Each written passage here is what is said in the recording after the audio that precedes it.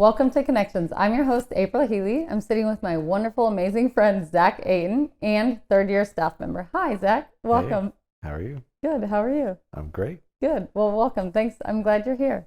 I'm glad to be here. Yay. Okay. I would love to know, there's tons of stuff about you I'd love to know, but let's talk about how did you hear about Bethel, Atlanta, and how did you get here? Let's see. I was I grew up, my parents were Methodist, and when I was in high school, I dated a girl who was charismatic and got involved in a big charismatic church called Mount Paran Church of God, and just absolutely love the family there, and have some really amazing history with those guys. And while I was there, I went out of the country for about 4 months for work. And when I came back, one of the pastors there actually gave me CDs of messages from this pastor called Bill Johnson. And I think they were about like hearing the voice of God and faithfulness, if I remember correctly. And I just remember when I heard him talk, my just heart came alive. And I was like, this man knows Jesus in a way that I need to know Jesus. Wow. And I think I listened to those messages probably like 10 times each. And so I found out that his church put like his weekly message out on a podcast. So I would listen to those. And then I found out that he was going to be coming to Atlanta. This was like December of 2008. And there was like, it wasn't a conference, but they had basically set up like a registration for who could come. And when I found out about it, we found out the registration was full. And so a friend of mine, we were like, well, you know what? We're just going to go and we're just going to sit outside. I love that. You're sitting outside. We'll get hit with something, you know? Turns out it rained a bunch that night. It was on a weeknight and a bunch of people didn't show up. So we got to go in. And it was crazy because like when I got there, I remember Matthew Hale was leading worship, and I just had this real strong feeling of everybody that's in this room. And it was, it was back when we were at an older building that's smaller. It was like everybody in this room wants to be here. It's raining on a weeknight. Yeah. There's nobody in here who's just here because they come here at this time every week or somebody made them come. They're here because they're hungry for God and what this man who's speaking has. Yeah. And I was just like, oh, this is amazing. That's awesome. And that's how it turns out that was Bethel, Atlanta. So I was a student at Georgia Tech at the time in Atlanta, and I went up at the end of the meeting to speak to Bill, and Steve Hale was up there, and we were talking, and once he found out that I was a Georgia Tech student, he introduced me to like his whole family, because I think everybody except for Lindy in the Hale family has gone to Georgia Tech. And Brent Brownlee and Lauren Brownlee were doing a small group at Georgia Tech for Georgia Tech students at the time. So I joined that and then started coming to Bethel on a regular basis, and the rest is history. That's so cool. That's like, I love that you were gonna sit outside because you knew the Holy Spirit would hit you outside the doors and you were like, oh, it rained. I'm glad I got in, but I was going to sit outside. That's amazing. It was like, we just need to be close. I mean, that was the place I was in of like, I have to have more of God. That's so cool. So at what point from there did you end up choosing to go through the school ministry? So when I started going to Bethel, I was in my junior year of college. So I went through my senior year, just, coming to church on Sundays. And then when I graduated in the spring of 2010, I enrolled in school of ministry that fall. Oh, awesome. Right away. Yeah. Oh, great. Yeah.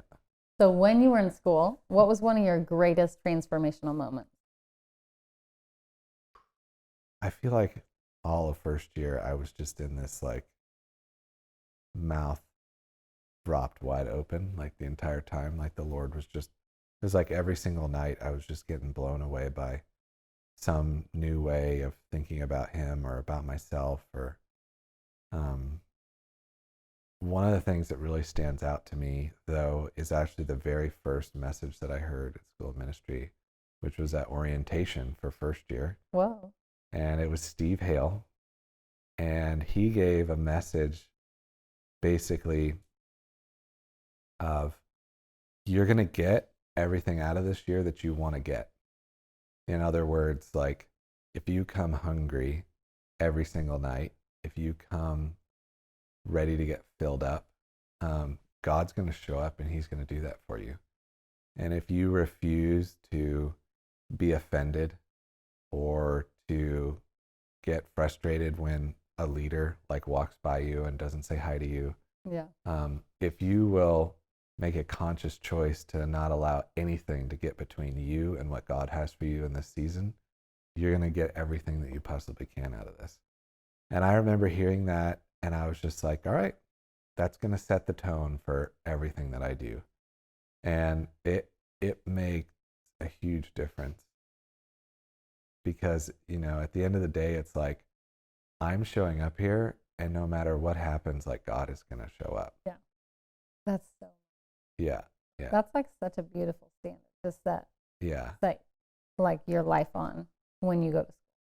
And I think you just wind up getting so much more, because there's a lot of opportunities for you to get, you know, oh, I'm tired, I don't want to be there today, or I'm frustrated with this person, or I need to bravely communicate with this person, or something's going on. And, Yeah.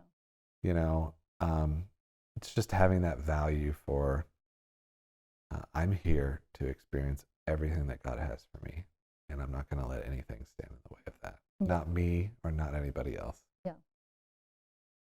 So now that you're a third year leader, what have you found? Like, what's been one of the things that you're learning this year about leading?